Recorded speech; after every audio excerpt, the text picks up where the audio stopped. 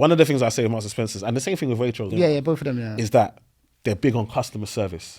So one thing I'll say is that, like, and this is where I think some of the other brands need to work on, is that in Marks and Spencer, when a customer asks you a question, you are taught that you must listen, like you must help, because they are paying a premium. Yeah, they're paying a premium. So when I've gone to apply for my job at Barclays, do you know, because I was at Marks and Spencer's, Barclays, they wanted me straight away because they understand. It's interesting how they do those things. They understand that, no, that brand makes sure that customer service is important. So we want you. Do you understand? And that's why, again, these things can be strategic, because you wouldn't necessarily think, oh, I use my experience on Marks and Spencer's to get a job in a bank. But actually, customer service is the main skill that they're looking for. Yeah. So, yeah, it's really important to know that type of stuff.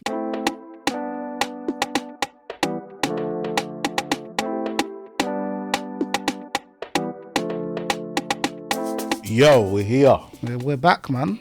How are you? I'm good, man. Yeah, how's it feel to have got the podcast out now? Yeah. It's nice, man. The feedback's been good. People enjoyed it. You know something? You work in the dark. You're putting in the hours, and then you come and see it live. It's amazing. It took a little bit to get out there, but I think that we waited for the time to be right. Got the right production and that. People enjoying it, man. I'm happy people enjoying it. Yeah, I think for me, the big thing is make sure you got the right person you're doing it with. That's why I said, when I come to do this thing, I knew I had to do it with you, because you're an efficient brother. Do you understand? Like, when I tell you, guys, I don't think you understand. See this podcast, for you to hear this podcast, I promise you, Tayo's doing 75% of the work. Don't let him ever try and be humble. This guy's looking at the graphics. This guy's booking the studio. This guy's, bruv, he's doing everything, and I appreciate you. And I want to make sure the world knows that you get your credit, bro. Because trust me, this thing doesn't exist without you. The logo, the name, bro, everything. Bro, everyone plays their part, man. It's funny because as you know, I was on another podcast, and I was saying that me and you was on a panel together, and I realized that, bro, Eman makes me realize that I'm not as funny as I used to be. Like, Eman's funny is going up and man's plateauing. Like, so I think that, yeah, definitely. I think that this partnership just makes so much sense, and so glad that we did it. It was overdue. Yeah. But I think that, like, long may this continue, innit? Do you know what I'm trying to say? Yeah. I think because we've always worked together, innit? But we haven't done it in an official capacity. Yeah. And where we're so busy as well, we would always be like, bro, we need to make a collaborative reel. Yeah. We need to make a reel together. Bro. But this is more consistent. We get to chop it up. And this is basically, I think the sick thing about this is that this gives other people an insight on to the conversations that we might be having over the phone. Exactly. If that makes sense. Yeah. And I just feel like for me, it's just, bro, if you're going to make money, you're going to do something. Do it with people that you like. Yes. I tell people this all the time. Sometimes, man, I remember doing 9 to 5 and that alarm would ring and the first thing I would see is my boss or see the office or think about the targets. And bro, when you say come record podcast, I say, what? God, talk to Tayo. Yeah. How can this work? Listen, it's so funny you say that, because in the workplace as well, yeah, everyone will be like, yeah, we're going out for lunch at blah, blah, blah. I'll be like, yeah, I see there.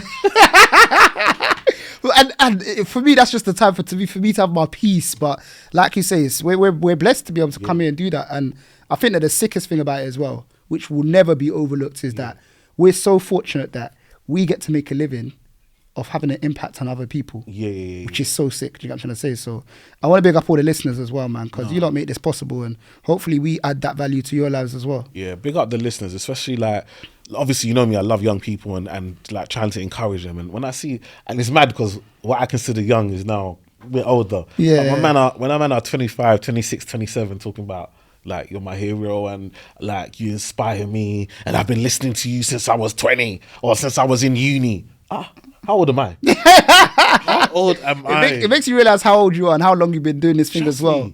I got to some uni events. They call me uncle. Like not like how you look at Uncle Eman. No, they call me uncle like out of respect, like you're a big man for me. Yeah. And I have to say, rah. But then when I think about who I used to call uncle, I'm their age now. Yeah, it's true. I'm their age. But they looked different though. I can't lie. No, they weren't as cool. They look different. But yeah, that in itself is sick. Like the fact that someone can even call you a hero off the back of doing something like this is crazy. And I think that it's a credit to the people that are listening and the younger generation coming up today as well, because our heroes want people talking about money and how to be better with your money and how to open businesses. Our heroes are like yours like Jay-Z or something. Yeah, you know that. That was mad. You know that was mad. Football players and stuff like that. Yeah, come on, like the way no real impacts on your life. And don't get me wrong, there's nothing wrong with your hero being a football player, but no real impact on watching the replays on Match of the Day and stuff like that. Exactly. And it's like, when I really think about what we're doing here and how we're doing it and the way we're doing it and the structure and the effort, like people might see you just get to click your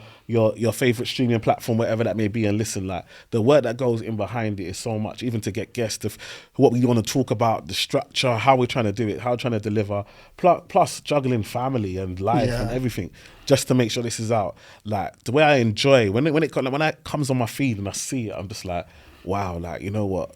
Some of these episodes that I'm proper proud of, like I'm like, wow, like this is, when I read the comments, I think this is why we had that idea. Because everyone can have an idea, right? Exactly. But when you have an idea and you see it come to fruition, you see people actually engaging, you see like some of the guests have messaged man like, thank you for you coming on my tick, letting us come on and tell my story and da-da-da-da. And it's like, you know what, it's so important. It's so important. And I think that's such an important part of it as well.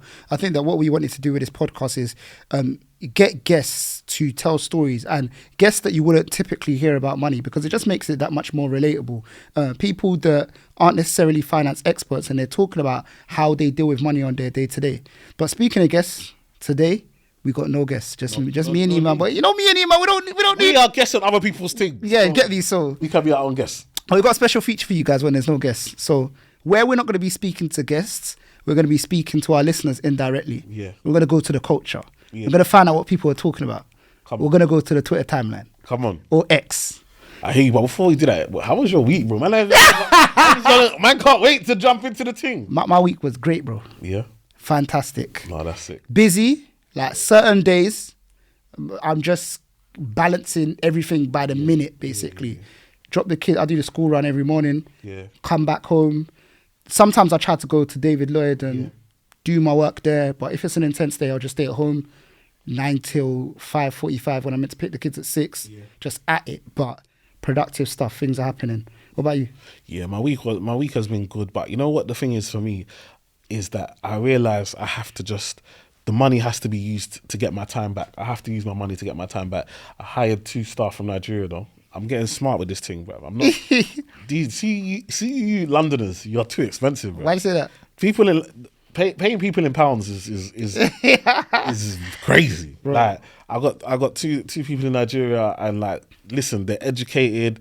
Like if you spoke to them, you wouldn't know whether they were in Nigeria or anywhere around. They the way they understand the culture and everything is fantastic, and the energy. And listen, one thing about these Nigerians, they know how to work. Yeah, of course. Bruv, there's no, it's 5 o'clock. I'm begging them, please stop. It's all 8 o'clock in the evening. I'm saying, it's all right. Have a day. Like, they're dedicated to their line until they get it done.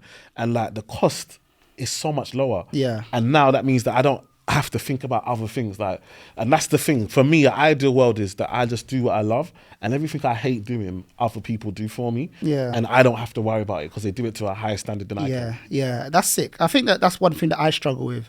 I'm in a position whereby I want to pay for people to take over time, but I'm a funny one because I'm not the greatest graphic designer. Yeah. But I know what I want graphic design to look like. Yeah. So it's like, I struggle to give anyone the work. I'd rather me do it myself and it's a 7 out of 10 than I pay someone and it's 7.5 and I'm trying to get them to the 9.5 and they don't know how to do it. If that makes sense. So I think that's the thing that I'm kind of struggling with. Like I basically do look at the stuff like with the pod setup. Like I'll literally do everything so I can see everything. I know where everything is basically. But that's something that I need to get better at, because just as a business, is something that you need to do to be able to grow. Bro, you need to be able to let go. Bro, trust to work me. on the business, not in the business. Trust me. That's what you've got to do, especially at your level. Like you have to think to yourself. One day I sat down and said to myself, how much is my time actually worth? And when you work out like what you do and how much you make doing what you do, like now you realize that, let's say for example, it's £500 an hour. Like why are you doing admin that you can pay someone £20 an hour to do? If not, do you know what I mean? £20 an hour to do, and you're worth £500 an hour doing something that you could pay someone. So in that hour, let's say I make £480 now because I give somebody else £20. Guess what? Actually, the way it works is that you give enough hours away, you get enough hours back.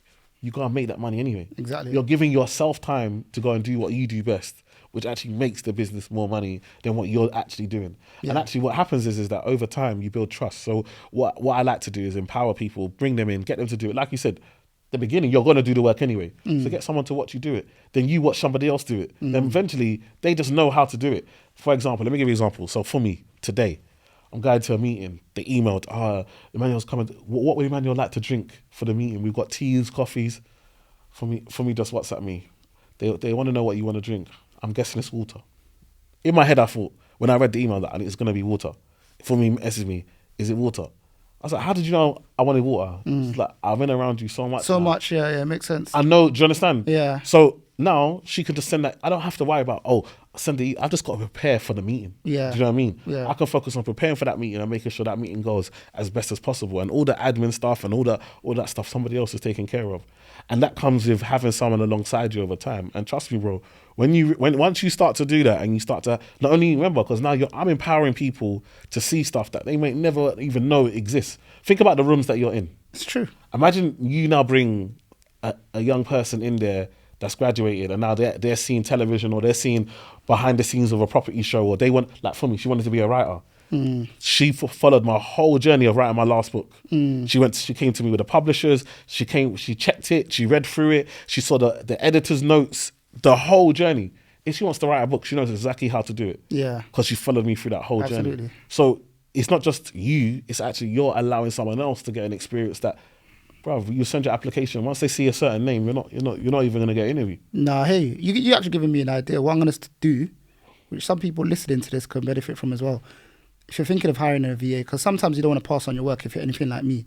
So what I'm going to be doing is all the work that I'm doing that I should be passing on, for the next week or the next 2 weeks, I'm going to screen record myself on Loom. Come on. Because I'm doing the work anyway. Let me just record it so that there's a standard of practice. Yes. Next time I want to bring someone on. So it's just like, watch this video. This is how I normally do this. Facts. This is what I normally think about when I'm making these posters, or so on and so forth. Because it's funny that you said that you hired 2 people today, this week. I hired someone as well, which I'm probably going to go into a bit later. But I hired them because I was making a new lead magnet for one of my for one of my websites. So I've made a lead magnet, done all the expertise stuff, added all of that in. I just had to make the form fillable. You know, sometimes that can be a bit... Yeah. It's a tedious task. So I literally said, like you said, my time is worth more than this. This could take an hour. It could take longer than an hour. Do you get what I'm trying to say? I know some people might be listening, 1 hour, yeah, I can do that. You don't even know how many pages it is. You don't even know how many pages it is. So I'm not even going to say how many pages it is. But it's long. Yeah. So I was like, I literally hired someone there and then, because I was talking to some people anyway. I had someone there and then, and that was their first task, innit? Do you get what I'm trying to say? So stuff like that makes sense, man. 100%. 100%. Nah, I hear you, man. All right, what's this Twitter thing saying? Talk to me. Come on. Let's see what the people them are saying. You got me excited. Let's see what the listeners are saying. It's just a short message, actually. Is it? So let's go for this. Someone tweeted, and there was quite a bit of discussion around it. And I want to know what you think. Getting your girl a lab diamond or engagement ring is insanity. Do you know much about lab diamonds? No. You got. When they're creating a lab, it's not real. Yeah. So before we get into it, let's just do some pros and cons of lab diamonds. Mm-hmm. Do you know what I'm trying to say? So I said to myself, let me get it just so we can set the scene of lab diamonds. So 3 pros of lab diamonds. I'll look at the camera for this one. Lab diamonds are ethical. Lab diamonds are cheaper. Lab diamonds have less impurities. So if you know anything about diamonds, less impurities, it's better, isn't it? Yeah. The cons of lab diamonds. There's limited sizes and colours. The perceived value and resale could be impacted because it's a lab diamond. And there's not enough information out there about lab diamonds. But I'm going to give a bonus pro. And this might be one that people care about the most for lab diamonds. In actual fact, a lab diamond will beep on the diamond tester. Because, you know, that's what people were worried about as well. Yeah. When I was talking about lab diamonds in one of our groups, innit? And so I was like, if you get your girl a lab diamond, all these people are married, innit? But they said, if you get your girl a lab diamond and you're walking through the mall and one of those people comes with a beat tester and says they want to Can you imagine? But who really does that? Who though? does that? Who really does that? On YouTube. Like, it's just on YouTube. It's not a real thing. No, but I understand that. But I just think, what's the problem? Like, I don't understand. So a lot of people have problems with it, and it's all about unpacking what that is, because a lot of people, before lab diamonds even came on the scene as widely as they are now, it's common knowledge that the diamond industry is kind of just like fugazi. It's made up. Do you know what I'm trying to say? They make it seem like diamonds are something that's rare. Yeah. Where it's just built up to make the industry, the market much bigger, and make people pay a lot more. Because what was it like for you buying your engagement ring? They say 3 times salary and all of these things. That thing was a madness for me, bro. That I bought the ring. I went Hatton Garden. Same. I bought the diamond separate from the. Bought the diamonds, then I bought the ring, then I bought the engagement ring from somewhere else. They shaped it around it. Like I wanted something unique. Like it was a long process. Obviously, they're showing me the certificates of where it's come from. Giving me glass. Yeah. What am I looking in, bro? I don't even know what I'm looking for. You know, like man's put the magnifying thing to your eye to look at. You look at me, you just say, "Oh, yeah, it's good." This is amazing, bro. I ain't got a clue what. You know what I mean? Yeah. But I think for me, like, I don't really have a problem with any of this stuff because who's coming close to really check? Do you see what I'm saying? Exactly. Like at the end of the day, like I see the same thing with like these designer bags. I see people with the fake Louis bags, for example. If from the distance nobody's gonna, who cares, bro? Like I really don't care. So this is the thing where it's a bit different. Is it the same with a lab diamond though? Because a lab diamond, like we heard, is literally made of carbon. By the way, it's just made in a lab basically. So it's not even a fake. It's just genetically made, or not genetically made, but it's synthesized basically. Yeah. And I guess the conversation I'm trying to have here is that are we often too moved by what society thinks and what society wants effectively? Because it then becomes the question, what is it? Do you want a good looking diamond or do you want me to pay a lot? Yeah. Do you get what I'm trying to say? And I'm not talking about from your partner or anything. I'm just talking about society basically. Yeah. Society just wants us to pay more basically. Yeah. Because I've spoken to a lot of young people and some of these people are putting off getting married because they're impacted by how much they're going to have to save for the engagement ring. Yeah. And it's kind of like we're thinking about the wrong things first. You know what? I tell you, thinking about, you know what's mad? Like, the only thing I can kind of relate to is like clothes. So I grew up not having the best clothes, yeah. So when I got money, all I used to do, JD Sports, Foot Locker, and them times, remember go to Oxford Street. Think, I can't go to Stratford or whatever. I'm going to Oxford Street. So I used to go to Oxford Street, spend the whole day, buy all these designers. I used to go to Roman Road in East London. There used to be this shop where we would buy academics and academics and VC, Lot 29. Lot 29. I never had none of that though. And I had Snoopy on jeans and all these cartoon Tweety, characters. the big yellow head. Yeah, come on. I had all of them and I spent bare dough. Mad, what? What was I'll have Sylvester. Sylvester had Tweety on your hoodie. Bro, man had Machino, the whole You know what was cold though? writing Machino all over man's body. And I know you know about this one because where you're from. Remember the stuff like the Boston Celtics jacket? Yes. That is what I said. That was a good time. But all the Lot 29 thing was mad. Bro, man had the jumper with all the different the badges of all Yeah, the basketballs. The one jumper. My wife, the second I got married, that's the first thing she got rid of. What is this? You cannot wear this outside. But one of those. But now, for example, like, I'm not even ashamed. Like before, I could never imagine it. I worked at Marks and Spencer's. I'd never think to buy clothes from Marks and Spencer's. Yeah. But that's where I get most of my garms from. And when I meet people, they don't talk about my clothes. They talk about, oh, you smell nice, or you know, like, do you understand? It's not about like, as long as you're presentable, no one really cares when you get to a certain age. Yeah. Like, no one's gonna give me any more respect because I'm in you know, LV or whatever, the Gucci or like, bruv, I just wear what I want to wear. Do you know what I mean? What I'm comfortable in, and I know who I am and what the value I bring as a person. Yeah. What's interesting as well, is because everybody has their passions as well. But what's interesting when it comes to designer as well, I've got a few designer pieces in it, but I wouldn't say that I definitely wouldn't say I'm a fashionista, and I wouldn't say that I buy a large amount of designer in it. Yeah. But what's interesting is that the people that are actually fashionistas and take it very, very seriously, they don't even go ham with that kind of stuff. They're more about putting it together and all that kind of stuff, basically. So that's what's quite interesting. And I think it goes back to that whole thing where you can get caught up in a trap of just overspending. No, definitely. Overspending. I see all the time, like, people will buy stuff and then, like, man will do something for his girl and his girl will say, oh, like, imagine you bought an iPhone for your girl and she says, oh, you bought me a 12. My friends have got 14. Just like, are you okay? Do you know what's crazy? If you, and this is going to go back to the lab diamond thing again. Sometimes, and it's not boy, girl, whatever it is. I always say society. Sometimes, like we spoke about previously, less rated. Sometimes you just get less rated if you spent less. It doesn't matter how you went about spending less. If you get a deal on it, it's that all of a sudden it's not rated anymore. Bruv. Or if you know someone who gave you staff discount, it's staff discount. I'm not gonna lie. Back in the day, bro, man used to search for staff discount. Gara. Man used to search. Like, where do you? Because, bruv, there was a time we're all in retail. That's our first job. Bro. So everyone, most of the people you know are in retail. So you're looking for staff discount. Where can you get staff discount? I remember we used to search all the time, and obviously I used to work in a bank. So I would come in. I know where people work. So I used to get discount on everything. everything, the optician, everything on the high street, they all used to bank with us. You had someone So that, I had everything in the high street. Man, won't get a discount on like. we need to get back to them days. We literally, on. like they say, we're losing our recipes. Furthermore, if you're listening to this and you get discount somewhere, Hey. just send Bread and Butter podcast a little message and say, yo, Come on. I get discount here. Hey, we'll gladly accept it because Come on. we're losing our recipes for real. No, and that's what it's about for me. Like I couldn't care less about these. If I'm buying my missus a gift, as long as I know she will accept it and I know what she likes, I couldn't care less, synthesize this, whatever. As long as she appreciates it, do you know what I mean? But I think also you've got to know your partner's standard, right? Yeah. So if my wife is particular, like she wants a certain thing, I'm not gonna go and get something different. Does I hear make that. sense? I hear that. Forget people outside. At the end of the day, I'm buying a ring for my wife, right? Yeah. So if I know this is what my wife is going to enjoy, why am I going to get something different because it's cheaper or whatever?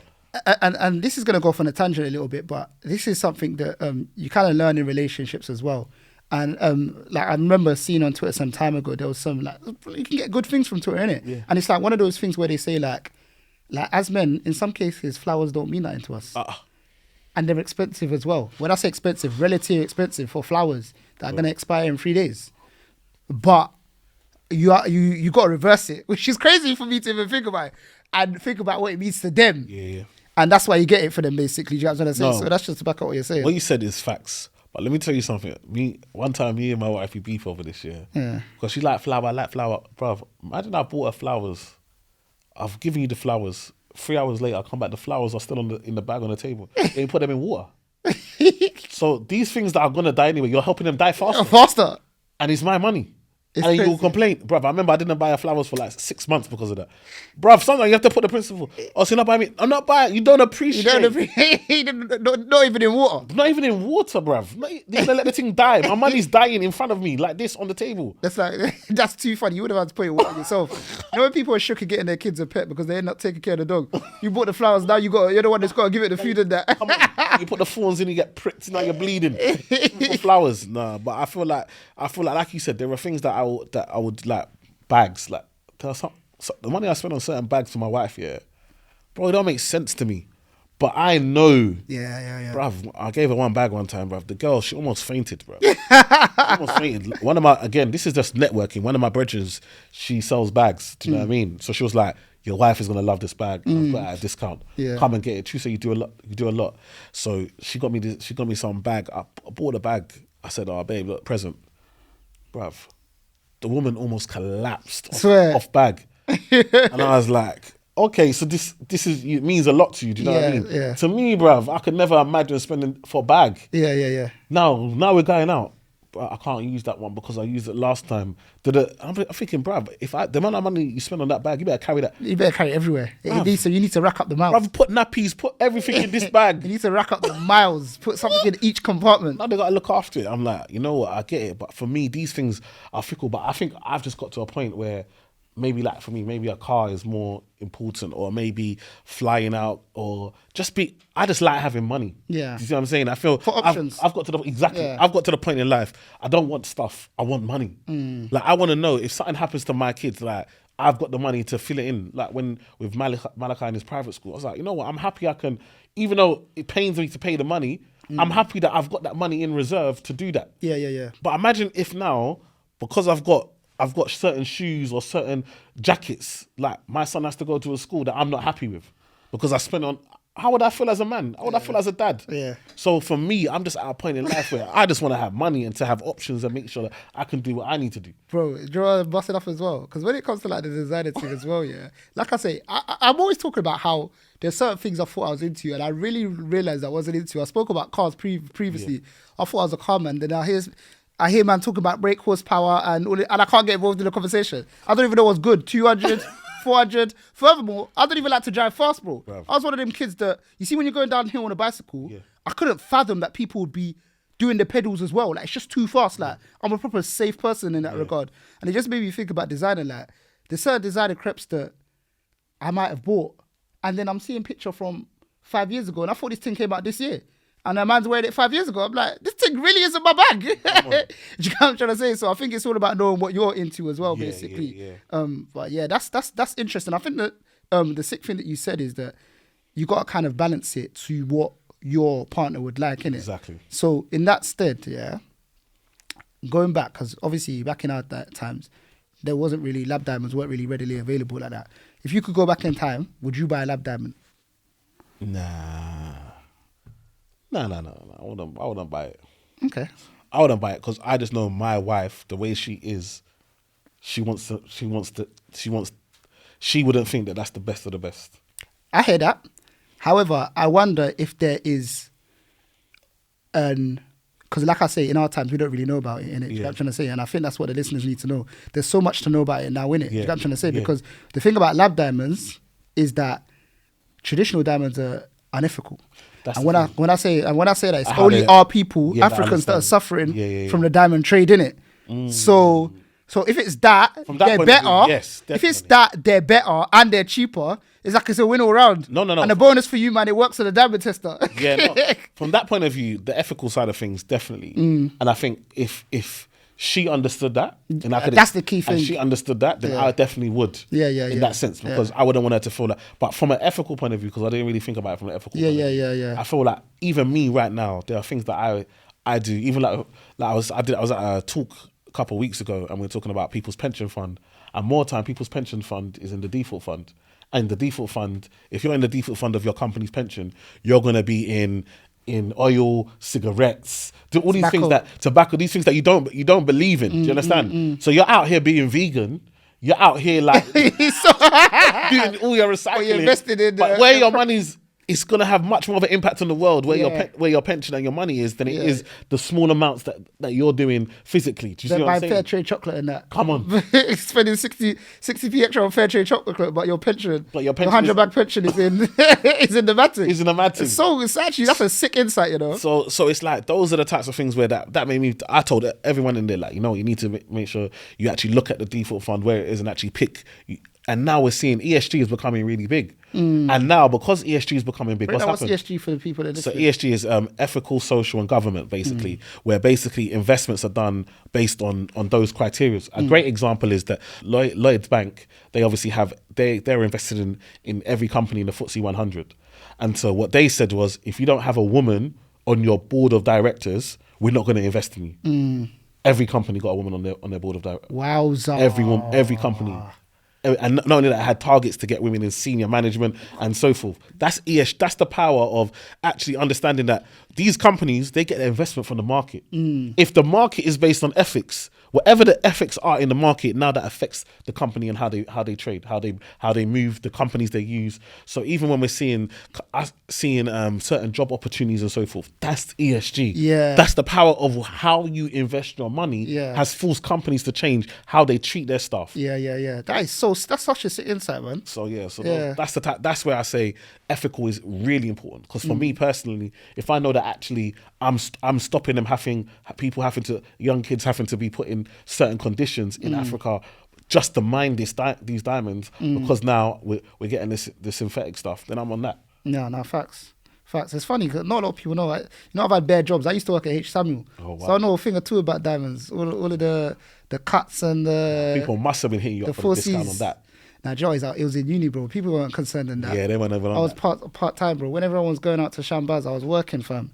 So people weren't really concerned with diamonds them time. But bruv, I remember, when I worked at Marks and Spencer's, I used to tell them, you lot, come late. These men will come late. They'll say, bruv, can I get... I'll just put... I used to have the gun in it. Yeah. The gun. I'll just be... Oh yeah, because all of those things... Late at night, they're gonna throw it out. Or they try and get rid of it. Lastminute.com. But sometimes they'll tell you, not that one, bro. Remember this gun? Let's take it to the till. You should shot. It's Marks and Spencer few slappers. They know what they're doing. They know what they're doing. You don't really get bad stuff from there. They got high average. No, their thing. There's not much. Marks and Spencer's is proper, and even one of the things I say with Marks and Spencer's, and the same thing with Waitrose, I'll big. Both of them. Yeah. Is that they're big on customer service. So one thing I'll say is that, and this is where I think some of the other brands need to work on, is that in Marks and Spencer, when a customer asks you a question, you are taught that you must listen, you must help.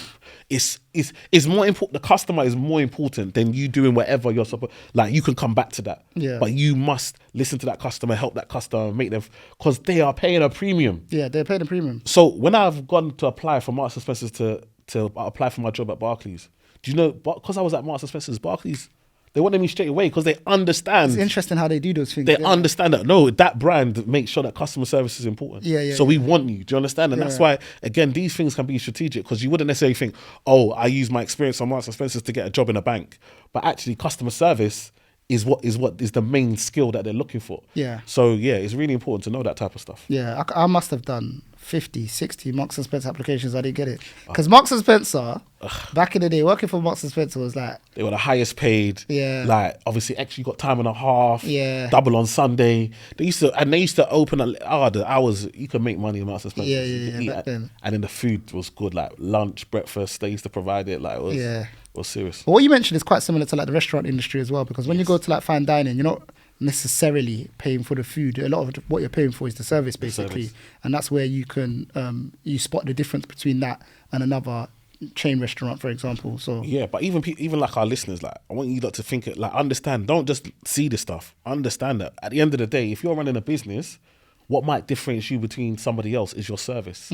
Like a company like Marks & Spencer, the food is amazing, but where they really try is make sure the service, so that people will come in and see the price, but say, actually, I will pay extra because I know not only am I going to get good quality food, I want to get good service. And I feel sometimes one of the big things that we have to overcome is that the media portray that black businesses don't offer good service, when other bare people don't offer good service. But it's really on us. And so it's on us to actually say, look, how do we provide that? How do we really make sure we're offering that good service? 100%. And service is massive, because that's what customers really, really come back for. And that's where you get to add that value. And we got to do it in what we do as well, man. And sometimes you have to put systems in place, even if it's like autoresponders and stuff like that. So facts. You get what I'm trying to say? So, and certain businesses that you work with as well, whether it's like a property that you do or investments or whatever, sometimes in your business, you can put certain things in place, whether it's a VA like we spoke about previously, or AI tools that will make sure that people are looked after when they reach out to your business. Or these things are important, man. And if there's things that you like in another company, I always steal them. If I go somewhere and they do something that I think, oh no, that's sick, how do I implement that in my business? That's a banger, especially for people that are employed and want to go self-employed. Exactly. As well. You always say this as well. Use it as a paid internship, basically, or paid training. Do you know what I'm trying to say? Learn everything from your business and take it into the business that you're going into. No, 100. We got some questions in from some of our listeners. I love this part. Come on. Thank you, listeners. Please keep them coming. Don't even just DM us on socials. Put them in, man. Honestly, man, I think we got time for a couple. So, someone asked, how much savings / emergency money should you have after you've paid a deposit on a new home? Oh, this is you, bro. I knew you was going to say that. You go. You must always do this. You're the property guy, bruv. This is your thing. Give it to them. I think let's give a real answer. Because it's funny because I did a video on this recently where the house was empty. The house was empty. I was benning. But I was gonna ask you. I know we're coming to this. I was gonna ask you. Was that original, or did you see somebody do that? No, I saw someone do that in America. Is it? Yeah. Bruh. And I've never seen no one do it. I saw someone do it in America. On time. No. I saw someone do it in America. But that's the way. Listen, you don't reinvent the wheel. It's funny though, because I saw someone do it in America, and I just so happened to be going to one of my properties that I was furnishing for service accommodation, basically. So I was like, this is perfect. I'm gonna do that. When I tell you, I said, Tayo, I've never seen anyone do it in an empty yard. The thing was hilarious. Bro, you could hear that it was empty. It was empty. The echo, it was so sick, because it's so true. Bruv, for a lot of, the reality is I tell you, the majority of people I know, after they buy, because we forget stamp duty, bro. Bro, stamp duty, conveyancer fees, solicitor fees, Bruv, broker fees, lender fees. Even like painting the yard, bro. Bro. I remember I had to ask the guy that I'm buying it off, can I get keys 2 weeks before we exchange so I can get my painting? Because once the kids come, I don't want to pay 2 mortgages. Exactly. But sometimes you have to do that. Yeah. You have to buy the yard and stay in yours for a month or two until the other one's ready. So many people do that. That's 2 mortgage. So many people You're paying rent and mortgage for 2 months at the same time. So many people, especially ones that live in their parents' home, will buy the house and let it simmer. Let it simmer. Still enjoy your free food and your free energy bills in your mum's house. Just let that house simmer. Come on. Maybe your next paycheck you'll go and get it painted. Come on. Or get rid of that silly carpet and put some real carpet in there. Come on. I think it's important to understand before I go into how much savings you should have is that it is quite normal. Buying a house is something that's hard to attain. So what we need to remember is if something's hard to attain, how realistic is it that most people are going to overshoot the amount that you need for a deposit? Yeah. If 40,000 is your goal, that's tough for a lot of people. So what we're really saying is that, are you going to get to 60 and now you've got 20k rainy day from day one? Do you get what I'm trying to say? If you wait to have 20k from rainy day from day one, the problem is you might have ended up paying 40k more for the home because you waited for that. Do you get what I'm trying to say? So I think the first thing I want to say is that it is okay to build your emergency fund when you've got the house. The first few months might be tricky, but build it over time. Make sure that you get a mortgage that's affordable so that it still allows you to save. Because just like our rainy day funds, even if you live at home when you don't have a property, your rainy day fund doesn't just happen when you get your first job. When you get your first job, you build it over time. When you get a new job and you get more expenses, you decide, okay, this rainy day fund has to move from here to here. So numbers wise, typically for maintenance in a home, they say that you need 1 to 3% of the value of a home, basically. So if you bought a property for 300k, 1% would be £3,000.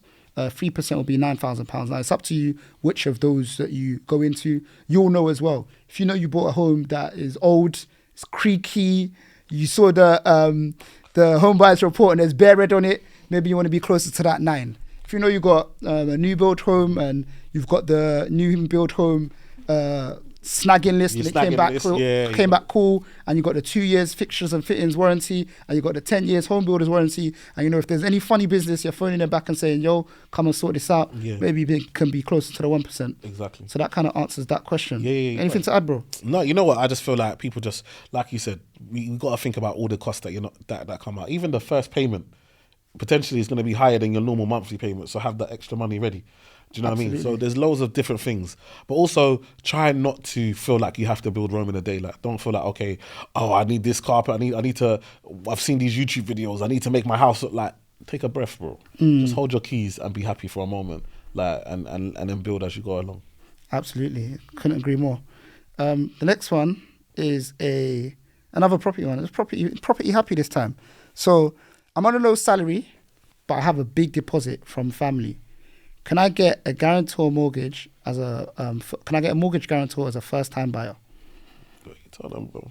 The answer is quite simply yes. One thing that a lot of people are doing is joint borrower, sole proprietor as well. It sounds like a funny term. Some lenders call it an income booster. All it really means is that you could join your income. So if you're a low-income earner, you could join it with like an uncle or a family friend or a parent. Let's say you're earning 15k a year, but you've got 50k deposit. You could join with a parent who may have paid off their mortgage or whatever, and they're earning 45,000. You join your income together, that's combined income of 60,000. And what will happen is that both of you are the borrowers from the lender. Let's say Eman's the bank. Eman sees both of us as responsible for this mortgage. And both of our salaries will be considered. But I would be the sole owner. So that's where it comes in, sole proprietor. So what that does is it can help save you stamp duty that you typically have to put down. Because a lot of the time, if your parent comes on with you for a mortgage and they've owned a property previously, you'll now have to pay additional stamp duty. In this case, you won't have to. You'll still be a first-time buyer. Exactly that. But I think also look into some of these new build schemes as well, so that there's some of these schemes that have particular, like where they let you use family members, like other family members. I can't remember. There's one that lets up to 5 family members be on the scheme, which is really, really good in regards to you getting onto that property ladder and getting that support. Some of them and they can be owners as well. So the family members can be owners or they can be not owners. You can pick and choose. So that's really good in regards to helping people get on the ladder. Yeah, and to the people that type in the dilemmas, like, you're doing the right thing. The problem is that you need to speak to an expert. You don't know until you ask. And a lot of people think that, I've got a low deposit, I can't do it. And now you've wasted 3 years saying that you can't do it because you haven't been, not that you haven't been bothered, but you've been wary about asking someone. Definitely ask the question. And I could go into it, I could go ham, but just ask in general about everything. Like, we need to be leveraging other people's knowledge in this life. So just ask a professional. I think the biggest thing that I've realised recently, is that we have to be careful who we ask advice from. Yeah, definitely. Because sometimes... I don't want to talk too much because we're running something with One Stop Save to try and help consumers. But sometimes the people we're asking advice from are benefiting from us. Therefore, the advice they're going to give is going to be biased. Because they're going to make more money telling us to buy something else. And so it's really, really important that you get advice that's impartial. Yes. Like, and this is what's happened with the car situation. You're getting car loans from dealers that are trying to sell you cars. Yeah. And they're getting paid more at a higher interest rate. Yeah. And it's like, we shouldn't be in a position where the people who we're getting the loan from or getting advice from are the same people that are benefiting from us buying it. Do you know what I mean? Yeah. We should be able to, there should be someone independent Yeah. that can give us the best advice for us. Do you know what I mean? Yeah. And so it's really important, like, get advice, but make sure you get independent advice and ask more than one person. Yeah, Like, absolutely. that's another thing that I get. Bruv, you know, if I tell you, yeah, I get it, people respect me, yeah, but one of the things I think people respect me is that they respect me so much that they come to me after they've done a madness. Like, I'm Superman. Bruv, you could have come to me beforehand Yeah. and I would have told you, don't touch that. Now you've done a mess up and you know that I know the person you've done a mess up with. Hey, man, I'll see you in a picture with this brother. Can you talk? Bruv, don't phone me. Yeah. Don't try and mess my relationships up because you don't know what you're doing. Yeah. Like, and sometimes I've had to call man like, yeah, someone just messaged me, told me that that you took money for this, bruv, it's not like that. And sometimes I have to get money back. I'm like, do you understand? Sometimes I've even given people money from my own pocket, like, just leave it. Ask in You the see what I'm first saying? instance. But you could have come Yeah. in the Because beginning. You see me and Eman, if we need to send you to someone else, we would have vetted them and we'll send you. I send bare people to someone else. Right. I don't even, the people that I send them to, like, I might send someone to you. I don't even message you to say I'm sending them. I say, listen, hit Eman, here's his thing. Bruv. Done. I've added my value there. Bruv. Hit this person, here's their thing. Hit this property person, hit this stocks person, hit this person. This is someone who I know will look after you. Bruv, I'm a qualified mortgage advisor. I send mortgages somewhere else. Bro, as a financial advisor, I can do life insurance. I send people to life insurance. I don't have the time, bruv. But I will make sure 100% you understand your options. Yeah. And if I send you somewhere, I always tell people, when I send you, don't feel like because you go there, you have to take it. Yeah. Come back. If you got any questions, come back to me. I'll tell you if what they're saying is correct. But the reason I like to send you this, because I always tell people, tell them you come from Eman. I'm not going to lie to you. One thing I tell you, the people I send you to, when you mention my name, they're shook. They know that if they mess up, I'm coming for their neck. Do you understand what I'm trying to say? And that's the pressure that we have to have. We have to have a standard. Yeah. Like, Standard is key. so when I send people and then they say, I emailed them, they didn't email me back. Someone I sent, they didn't email. You don't need money no more. Is that what you're saying? I should have sent it. Should I find someone else? No, I was busy there. I'll sort it out. Before you know, they called me, it's all good. Do you understand? That's why I know who I'm talking to. And it's really important. But the importance is get the advice. Come to people, like, I tell people, one of the things is me, the difference between me and your average financial advisor is I don't make most of our money from financial advice. Exactly. So if I feel that the best thing for you is to go on a platform like Hargreaves Lansdowne or Vanguard or I'm going to tell you to go there. I'm going to tell you, the advisor that needs your money, bruv, is going to tell you, come and do £100 a month for me and charge you 5 bills. Or £1,000 to do £100 a month. When you can do £100 a month online for free. It doesn't make sense. So the thing about it is, and the same thing for you, you make your money doing other things. So the great thing about us doing this thing from social media is that actually we're not biased. So if you don't feel like something's going to work for you, just tell you it's not going to work for you. Literally. Or go and do this or go and do that. Or come back after, how much people I told you, do all this and come back in 18 months. I promise you we'll be ready. And people do it. Yeah, it's true. And it's good. But you want to rush because you want to have your moment on social media and tell the world how you fought all the odds and you were able to take a breath. Because that's fleeting. That's what people don't realise. That 1,000 likes, all those comments, but it's gone. The next post, you're getting 2 likes. Like, you understand? Nobody cares anymore. Back to ground zero. You understand? So don't kill yourself for validity of other people. Know why you're doing it. That's the key thing. I had someone message me literally yesterday. He messaged me yesterday saying how he had a right to buy in London, but he thought it was near like Hammersmith or whatever. Like, but he felt like he couldn't buy around there, so he switched to Reading, and so he bought right to buy in Reading. But now he's in Reading. And he wishes that he didn't give up the one in London. Because now he's in Reading with no friends, no nothing. And I had to kind of encourage him, like, no, you've done the right thing. We'll have a meeting and talk about your options and stuff like that. But the point being is that he just wanted to get on the ladder so bad that he's left everybody now. Yeah, and in retrospect, Hammersmith, I mean, come on, man. Hammersmith, giving up Hammersmith. Hammersmith. You would have been better stacking and finding ways, getting people on with it, because that's something that once you hold that 5 years, rent that out, bro, that's gonna feed your kids. Because the rent out there, bro, you can rent a room for an amazing amount. It's only gonna get peaker. The thing about London, it's only gonna get peaker. Like people, and then sometimes it's difficult, innit? Because people that were born in Hammersmith, and live in Hammersmith, see it as Hammersmith, but the Hammersmith that someone that's flying in from Singapore to that Hammersmith, they're seeing it completely different to you. They're thinking, wow, I'm in Hammersmith Apollo. And all, do you know what I'm trying to say? Trust me. They're seeing it as London's Hammersmith. You're seeing it as ends. They see Hammersmith. I can get to Baker Street just like that, get to the train, get to the airport. It's a thriving place. It's a madness. When you let that go like that, it's just like, but I get it. But the point is that ask first, speak first. That's why we're here. Yeah. So don't ever feel like, these men are busy, bruv. Make man more busy. You understand? We will make time. Yeah, honestly. We'll make time because that's why we do what we do. So again, we have this platform. If you've got questions, bring your questions in. Yeah. Like if we're doing events, come to the events. Like whatever it is, like get your question asked. Do you know what I mean? Like even like this week, we had someone that reached out to us to help us with the podcast, and he was like, instead of getting paid, he wanted mentorship. I was touched, bro. I was touched that man said, "Raw, you know what? I don't want money. I just want to learn from you, man." Yeah. I value that more. So that's why I said to him, you're going to get a mentorship. We're going to pay you as well. We're going to give you both. Yeah. Just for you having that mindset. Because there's not enough young people that say, you know what, actually, forget the money. I just want to learn. Do you know what I mean?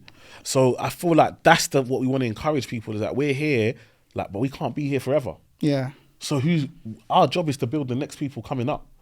So the more people we can empower, that's why I don't want you to be dependent on me or dependent on Tayo. I want to make you have the knowledge so you can make good financial decisions for yourself and your family. Literally. Absolutely. That's what this is all about, man. So you can make the decisions, basically. Yeah. But yeah, bro, let's go into our W's and L's for the week. God, no, what's your L? What's your L? I'm going to do both at the same time. Go on. My W for the week, I did a new hire. Come on. My VA. Come on, big up. So I brought in a VA. I had a lot of work to do this week. Drowning.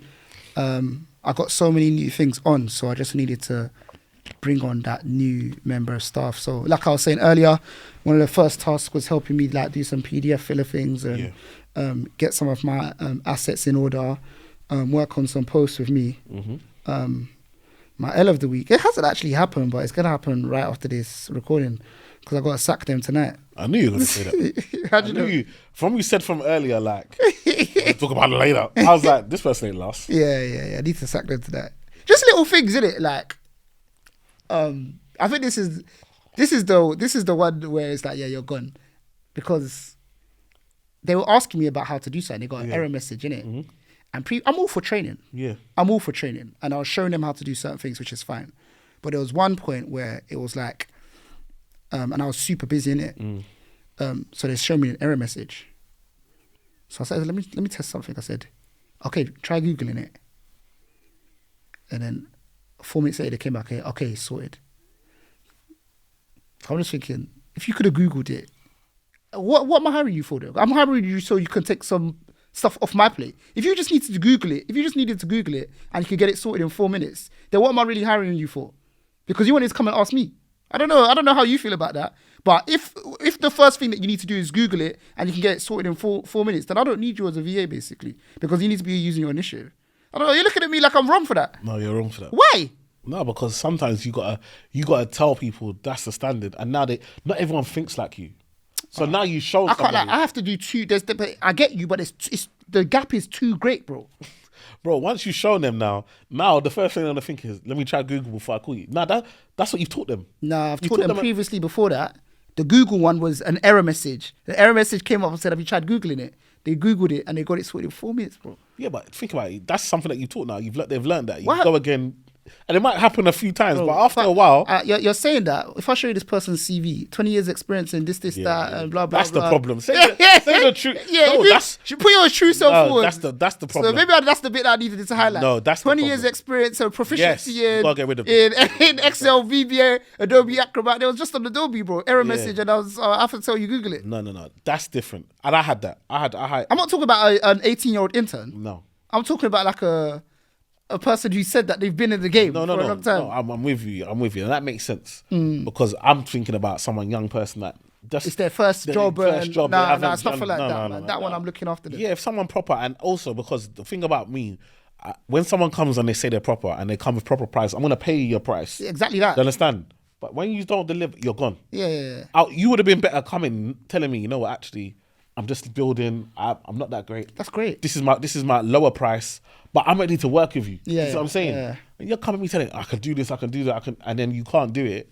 Goodbye. You're done. You're finished. So I understand that. What about you? W and L of the week. Listen, the L is definitely these kids on half term, bro. I've taken L's, bro.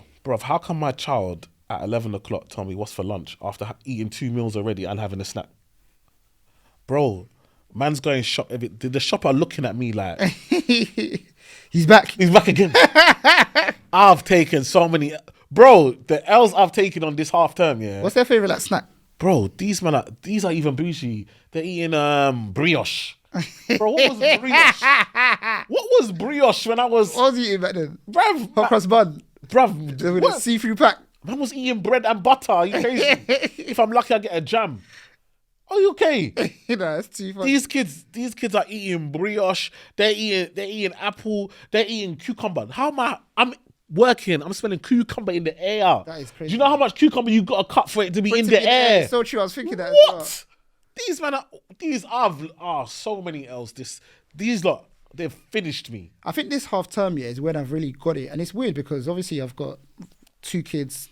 Oldest is 3 years old, isn't it? But I think this, and even though they're still in nursery half term, this year seeing like you, man, and my other brothers that have got older kids, is when I used to say to myself, why do parents go away during half term when it's most expensive? And this is the year that I got it. I said, you have to get out of town. Even if it's more expensive. Get out, let all of the thing happen abroad where at least there's some sun and so on and so forth. The houses are getting mashed up. Because, for you, four kids. For 2 weeks. I told my wife, let this be the first and the last time we do this. Next April, next Easter holiday, one of those weeks we must be away. It has to be. We must be away. Have to be. No way can we be. We must be away. Have to be. Because in the summer it's different. We do go away in the summer, but they got summer camp, so they'll be carrying on doing their school activities and whatever through. We take them summer camp, so it's cool. They're there. But this one, we thought, okay, bruv, we've been busy. I was busy. I'm not gonna lie. I was just busy. My diary was just full. Yeah. So by the time I've looked up, it's here. I told her, listen, let's already start booking for next year. One of those weeks we must have be away because the L's that I've taken, like you said, I might as well have gone away. Yeah. I might as well have gone away. At least we could have fun. It's all inclusive. We're somewhere. Bruv. I've pained. This thing. They've pained me. This thing. It's been a madness. Then Your W. W. I think the biggest W is I had a brand reach out to me to come and do a talk for them for basically corporate companies that they work with.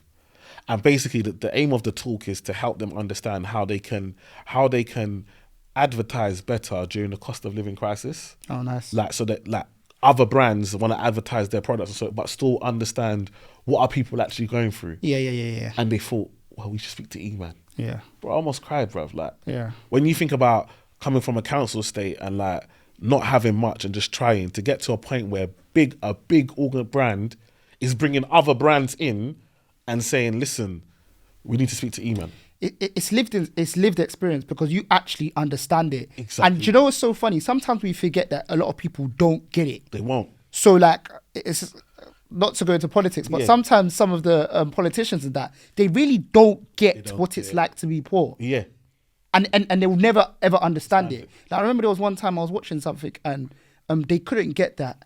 People know that baked beans or the supermarkets brands baked beans is 45p, and people notice when it jumps from 45 to 55p, and it actually impacts their budget. Yeah. And it's like these politicians will never be able to fathom that. And that's why you're the expert in that space, because you actually have lived in these areas. You get what I'm trying to say? Exactly. And you're obviously transitioned from that space now, but you still understand the need of those people, if that makes sense. So it's a perfect fit. And that's why for me it was stay true to your content.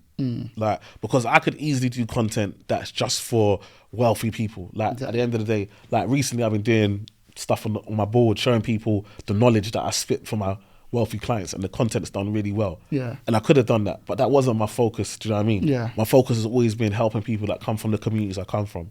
And now, because of that, like, brands now say, "Wow, we need to speak to that community. We need to speak to Emmanuel." Like, do you understand what I'm trying to say?